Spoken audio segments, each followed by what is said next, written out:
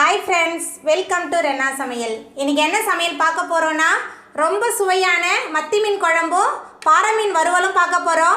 இந்த மத்தி மீன் குழம்பு ரொம்ப எளிமையான முறையில் வீட்டில் உள்ள பொருளை வச்சு டக்குன்னு செஞ்சு முடிச்சிடலாம். பாறை மீன் வறுவலும் வீட்டில் உள்ள மசாலாலேயே ரொம்ப அசத்தலாக செஞ்சிடலாம். அந்த சுவையான மத்தி மீன் குழம்பும் பாறை மீன் வறுவலும் எப்படி செய்கிறதுன்னு வாங்க பார்த்துடலாம். மத்தி மீன் குழம்பு பண்ணுறதுக்கு முதல்ல 3 டேபிள் ஸ்பூன் எண்ணெய் சேர்த்துடலாம். எண்ணெய் சூடாயிட்டு இதில் 1 டீஸ்பூன் கடுகு சேர்த்துடலாம். கடுகு சேர்த்து கடுகு நல்லா பொரிய ஆரம்பிச்சிருச்சு. 1.5 டேபிள் ஸ்பூன் வெந்தயம் சேர்த்துடலாம். கடுகும் வெந்தயம் சேர்த்து நல்லா பொரிய ஆரம்பிச்சிருச்சு. இப்போ இதில் சின்ன வெங்காயம் சேர்த்துடலாம். 15 போல் சின்ன வெங்காயத்தை தோல் உரித்து வச்சுருக்கேன். சின்ன வெங்காயம் சேர்த்துடலாம். சின்ன வெங்காயத்தை சேர்த்துட்டு நல்லா வதக்கிடலாம்.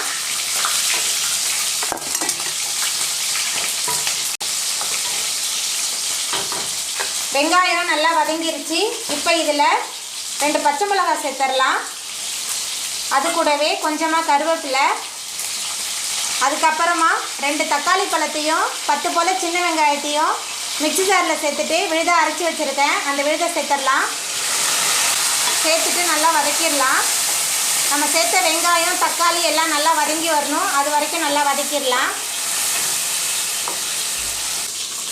மீன் குழம்புக்கு சின்ன வெங்காயம் சேர்த்து செய்யும்போது ரொம்ப சுவையாக இருக்கும் மீன் குழம்பு. அதுவும் நம்ம மத்தி மீனை பயன்படுத்தி செஞ்சுருக்கோம். ரொம்ப அட்டகாசமாக இருக்கும் இந்த மீன் குழம்பு. நல்லா வதக்கிடலாம். நம்ம சேர்த்த வெங்காயம் தக்காளி எல்லாமே நல்லா வதங்கிருச்சு. மீன் குழம்புக்கு சின்ன வெங்காயம் சேர்த்தாதான் சுவை அதிகமாக இருக்கும். சின்ன வெங்காயம் சேர்த்து நீங்கள் மீன் குழம்பு செய்யுங்க. அதுவும் நம்ம மத்தி மீனை பயன்படுத்தி செஞ்சுருக்கோம். அதனால் மீன் குழம்பு ரொம்ப சுவையாக இருக்கும். இப்போ இதில் குழம்பு மிளகாய் தூள் சேர்த்துடலாம். 4 டேபிள் ஸ்பூன் அளவுக்கு குழம்பு மிளகாய் தூள் சேர்க்குறேன். கொஞ்சமாக மஞ்சள் தூள் சேர்த்துக்கலாம். குழம்புக்கு தேவையான அளவுக்கு கல் உப்பு எல்லாத்தையும் சேர்த்துட்டு இந்த எண்ணெயிலேயே ஒரு 2 இல்லைன்னா 3 நிமிஷத்துக்கு நல்லா வதக்கிடலாம்.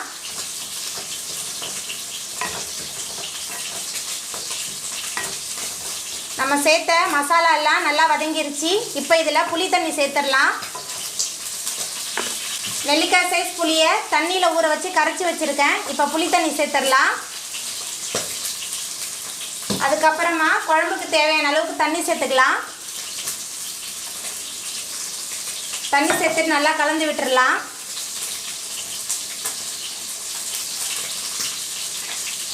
நல்லா கலந்து விட்டாச்சு. குழம்பு நல்லா கொதித்து வரட்டும். குழம்பு நல்லா கொதிக்க ஆரம்பிச்சிருச்சு. நல்லா கொதித்து குழம்பு நல்லா சுண்டி வரட்டும். நம்ம குழம்பு நல்லா கொதித்து எண்ணெய் பிரிஞ்சு வர ஆரம்பிச்சிருச்சு பாருங்கள். இப்போ நம்ம சுத்தம் பண்ணி வச்சுருக்கிற மத்தி மீனை சேர்த்துடலாம். நான் 1/2 கிலோ மத்தி மீன் எடுத்திருக்கேன். மத்தி மீன் ரொம்ப சுவையாக இருக்கும் குழம்புக்கு.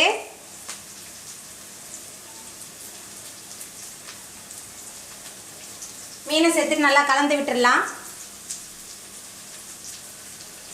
மீனை சேர்த்துட்டு ரொம்ப நேரம் கொதிக்க வேணாம். ஒரு 5 நிமிஷம் கொதிச்சா போதும். அவ்வளோதாங்க. நம்மளோட மீன்லாம் நல்லா வெந்து வந்துருச்சு. நம்மளோட சுவையான கேரளா ஸ்டைல் மத்தி மீன் குழம்பு ரொம்ப சூப்பராக ரெடி ஆகிட்டு இப்போ நம்ம அடுப்பு ஆஃப் பண்ணிடலாம். கொடுவா மீன் வறுவல் பண்ணுறதுக்கு முதல்ல மசாலா பேஸ்ட் ரெடி பண்ணிடலாம்.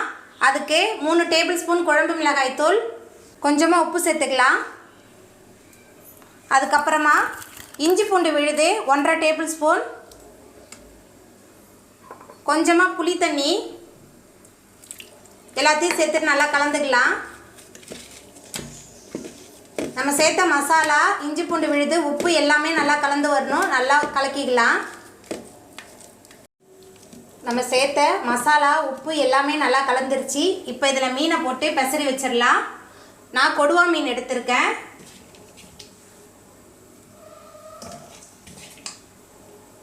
மீனை சேர்த்துட்டு நல்லா கலந்துக்கலாம். மசாலாலாம் மீனோட நல்லா கலக்கிற மாதிரி நல்லா கலந்துக்கோங்க. இந்த கொடுவா மீன் ரொம்ப சுவையாக இருக்கும். உங்களுக்கு புளி தண்ணி வேணான்னா நீங்கள் லெமன் ஜூஸ் கூட போட்டு பிசைஞ்சிக்கோங்க.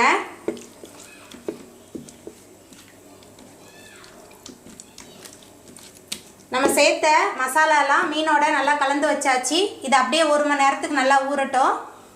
மீன் பொரிக்கிறதுக்கு நம்ம ஊற வச்ச மீன் ரெடியாக இருக்குது. மசாலாலாம் மீனோட நல்லா கலந்துருச்சு. இப்போ மீனை பொரிச்சு எடுத்துடலாம்.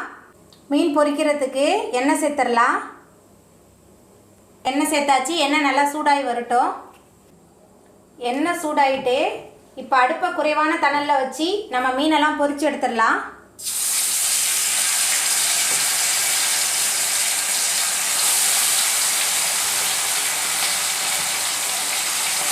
மீன் பொரிக்கும் போதே அடுப்பை குறைவான தணலில் வச்சு பொரிச்சுக்கோங்க. இல்லைன்னா மேலே நல்லா பொரிஞ்ச மாதிரி இருக்கும், உள்ளே வேகாமல் இருக்கும். அதனால் அடுப்பை குறைவான தணலில் வச்சு மீனை நல்லா பொரிச்சு எடுத்துங்க.